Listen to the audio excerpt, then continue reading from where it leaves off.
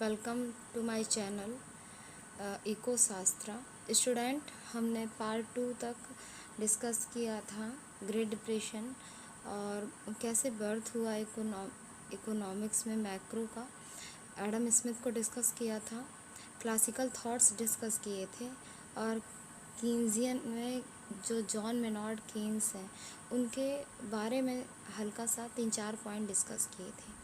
लेकिन जो कीन्स है उनकी बुक है, जो सेलिब्रेटेड बुक है, वो कैसे एक रीज़न बनी मैक्रो इकोनॉमिक्स के बर्थ का, उसके बारे में हम इमर्जेंस ऑफ मैक्रो इकोनॉमिक्स में डिस्कस करेंगे।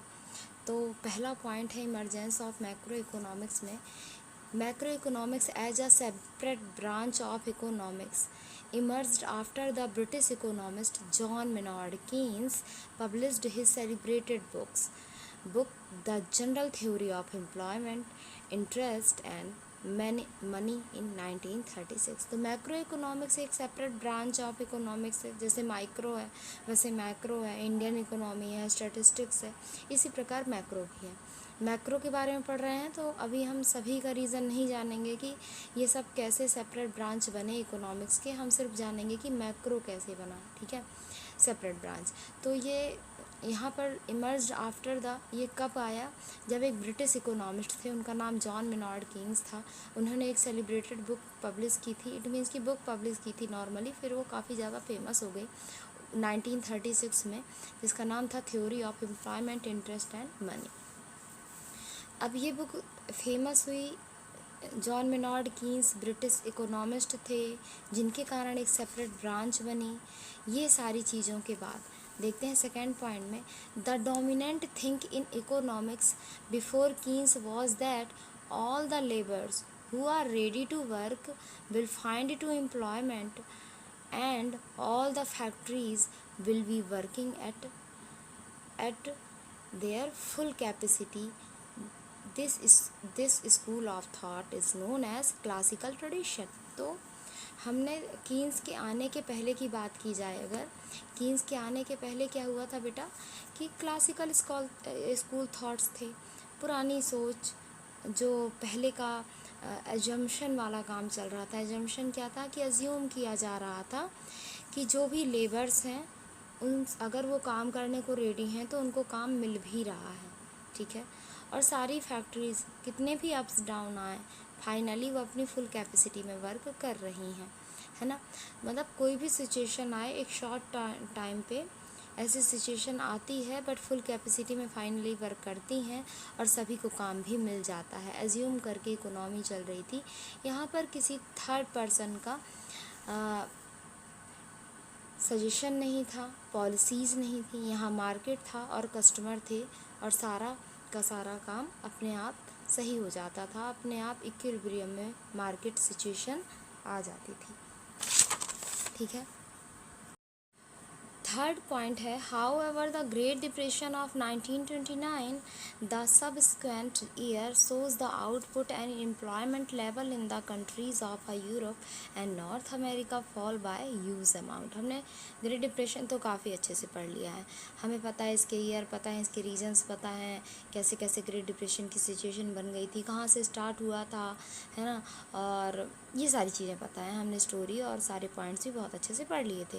लेकिन अब देखते हैं कि ग्रेट डिप्रेशन जब आया तो क्या हुआ था बेटा, आपको पता है ना, आउटपुट्स बहुत ज़्यादा गिर गए थे। जब कोई फैक्ट्री प्रोडक्शन करेगी नहीं तो वो वर्कर रखेगी क्यों, है ना। तो एम्प्लॉयमेंट भी इसी के साथ साथ गिर गया था। कहाँ पर शुरुआत हुई थी? नॉर्थ अमेरिका और यूरोप कंट्रीज़ में। ये आपको पता है, इसके बारे में ज़्यादा डिस्कस करने की ज़रूरत है नहीं, है ना।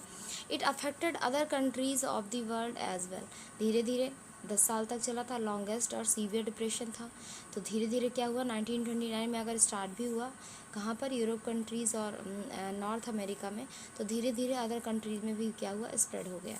ठीक है, over the some period aggregate output in USA fell by about 33%। बेटा कह रहे हैं ना कि प्रोडक्शन डाउन हुआ, एम्प्लॉयमेंट डाउन हुआ, बट कितना परसेंट डाउन हुआ? तो अगर प्रोडक्शन की बात की जाए तो ओवरऑल प्रोडक्शन यूएसए की बात है तो 33% डाउन हुआ। अगर आप एग्ज़ाम में 33% आपके कम हो जाएं, आप 33% पता है ना आपको, 33% में जो बच्चा पास हो जाता है और पास होने वाला वो कितना खुश होता है। और अगर आप टॉप कर रहे हो और आप 33% आपके कम हो गए हैं तो मतलब आपका दुनिया ही पलट गई है ना। तो यहाँ पर 33% बेटा प्रोडक्शन डाउन हुआ है। इसको बनाने में कितना समय और कितनी मेहनत लगती है, जो कि ये ग्रेट डिप्रेशन के इफेक्ट से इतना डाउन हो गया। तो next point is that these event made economists think about the functioning of the economy in a new way. Great depression आया, एम्प्लॉयमेंट लो हो गया, प्रोडक्शन 33% गिर गया, है ना। और जो इकोनॉमी इतनी स्ट्रांग हो रही थी वो डाउन हो गई।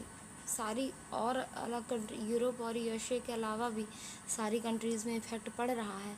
और लॉन्गेस्ट है ना। 10 ईयर्स का समय किसी इकोनॉमी के गड़बड़ होने के लिए छोटा समय नहीं होता है ना। 1-2 साल में कंट्रीज़ बन जाती हैं। तो यहाँ पर 10 साल में, तो 10 साल से इंतज़ार कर रहे हैं अकॉर्डिंग टू क्लासिकल थॉट, सब अच्छा हो जाएगा, सही हो जाएगा, सही हो जाएगा। पर ये longest and severe great depression ने सोचने में मजबूर कर दिया।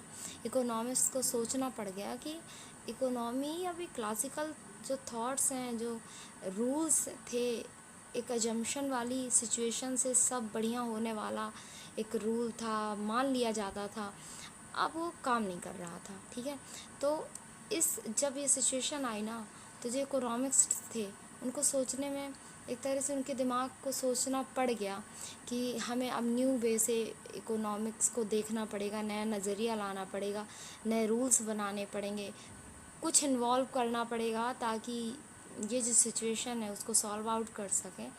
और ये जो हमारी क्लासिकल थॉट्स थे वो तो फेल हो ही गए हैं। ठीक है, तो the fact that the economy may have long lasting unemployment had to be theorized about and explained, है ना। हमने देखा है कि काफ़ी लंबे समय तक अनएम्प्लॉयमेंट चला इकोनॉमी में, है ना।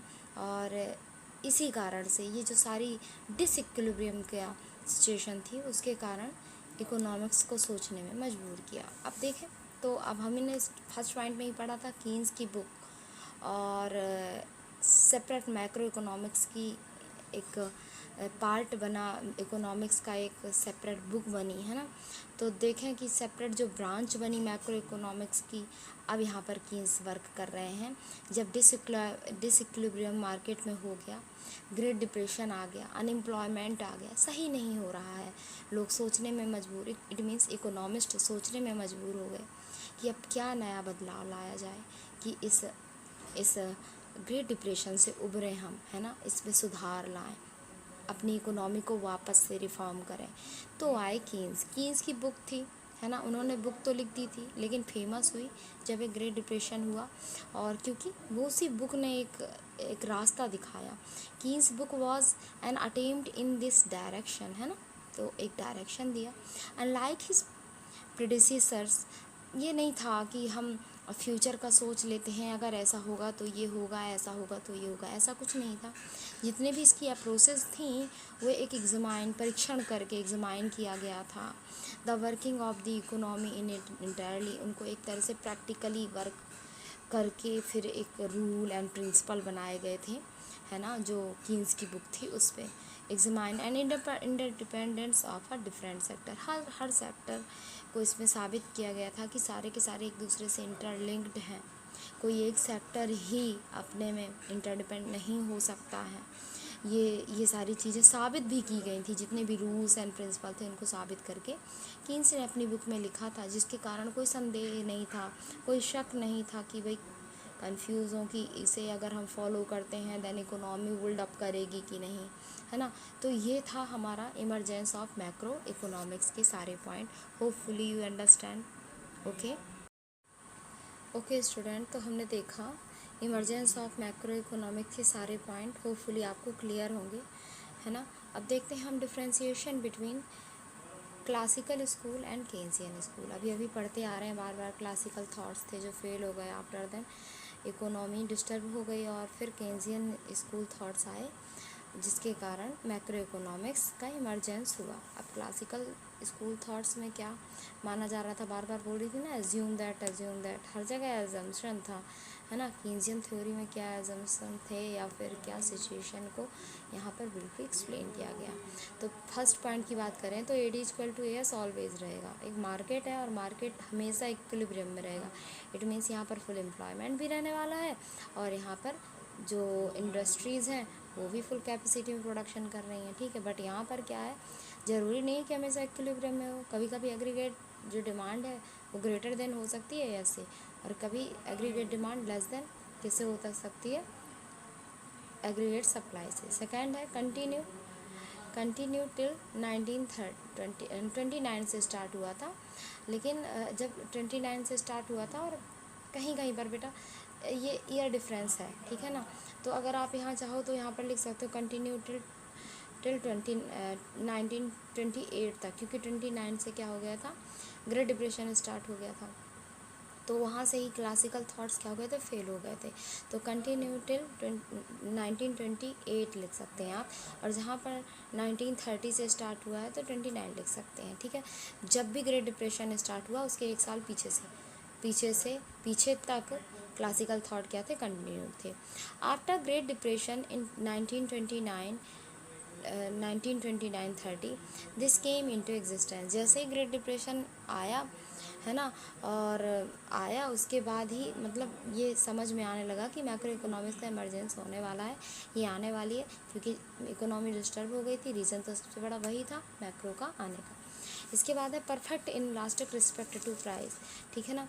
यहाँ पर क्या है, कांट चेंज। देखिए आप ये फिगर, अगर आप क्लासिकल थॉट्स के हिसाब से देखें तो जो प्राइजेस हैं वो प्राइजेस हैं, कितने भी बढ़ घट रहे हैं, कुछ भी हो रहा है, यहाँ पर एग्रीगेट सप्लाई, क्योंकि फुल कैपेसिटी में इंडस्ट्री काम कर रही है, तो एक परफेक्ट इनलास्टिक बन रहा है यहाँ पर एक, है ना, कि प्राइस कुछ भी जा रहा है, लेकिन can't change their full employment. यहाँ पर एम्प्लॉयमेंट बराबर रहेगा और इक्विलिब्रियम हर जगह पर बनेगा, हर पॉइंट में इक्विलिब्रियम बनेगा, क्योंकि प्रोडक्शन हाई हमेशा रहने वाला है ना। तो यहाँ पर अज्यूम करके ये चला जा रहा था। पर अगर आप अपोज देयर, यहाँ पर आप देखें केन्जियन की बात करें तो as a elastic in the beginning में तो है कि becomes inelastic after full employment equilibrium is a attain, ठीक है। यहाँ पर देखिए स्टार्टिंग में तो AS जितना प्राइस है उसके हिसाब से ही क्या हो रहा है, एग्रीगेट सप्लाई हो रही है, लेकिन बाद में यहाँ पर फ्लक्चुएट होगा।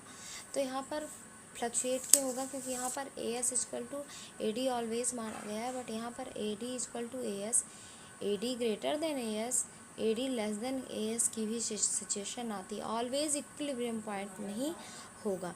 तो ये कुछ बेसिक से डिफरेंस है क्लासिकल स्कूल में और केन्जियन स्कूल में।